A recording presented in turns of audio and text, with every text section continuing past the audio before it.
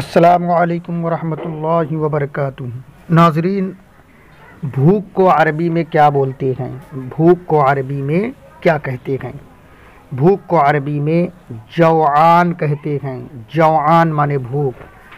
इसको आप जुमले में किस तरह इस्तेमाल कर सकते हैं? तो आप इस तरह बोल सकते हैं, हल अंत जौआन, हल अंत जौआन, क्या आपको भूख लगी है? क्या आप भूखे हैं? हल अंत जौआन, क्या आपको भूख लगी है? जवाब में आप कहेंगे नअम अना जौआन, नअम अना जौआन, हाँ मैं भूखा हूँ। नअम अना जौआन, हाँ मैं भूखा हूँ।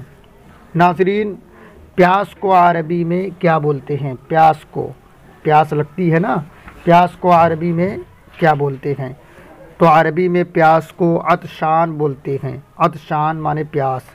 इसको आप जुमले में इस तरह बोल सकते हैं, हल अंत अतशान, हल अंत अतशान, क्या आप प्यासे हैं? क्या आपको प्यास लगी है? हल अंत अतशान, क्या आपको प्यास लगी है?